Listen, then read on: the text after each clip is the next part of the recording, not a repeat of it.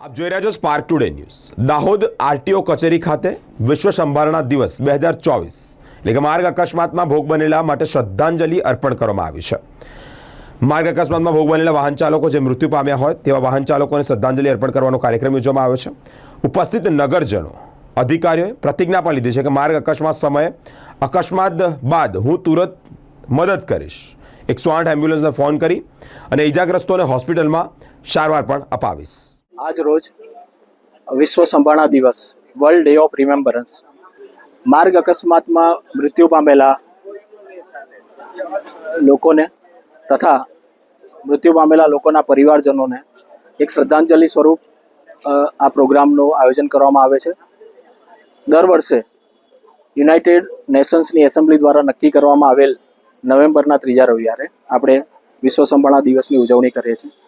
આ ઉજવણીનો હેતુ શ્રદ્ધાંજલિની સાથે સાથે રોડ સેફ્ટી માટેના નિયમોનું જાહેર જનતા માટે પાલન કરવા માટેના નિયમોથી અવગત કરવા માટેની એક પહેલ છે।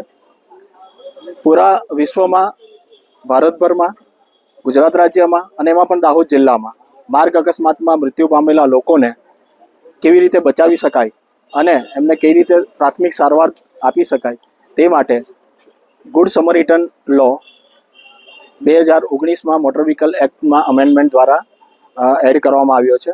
ગુડ સમરીટન લો દ્વારા લોકોને જે માર્ગ અકસ્માતમાં પ્રાથમિક સારવાર માટે મદદ કરનાર, પહેલો કોલ આપનાર, 108ને કોલ આપનાર તથા હોસ્પિટલ લઈ જનારને સિવિલ તથા ક્રિમિનલ લોસથી બાકાત રાખવામાં આવે છે અને તેમની ઓળખાણ છુપાવવામાં આવે છે તથા તેમને 5000 સુધીના ઇનામનો પુરસ્કૃત કરવામાં આવે છે।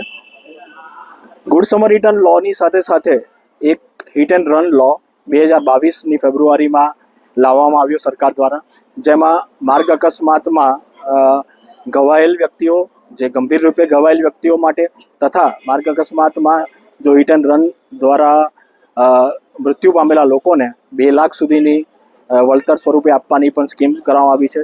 દાહોદ જિલ્લામાં ઘણો સારો પ્રતિસાદ આપવામાં આવ્યો છે।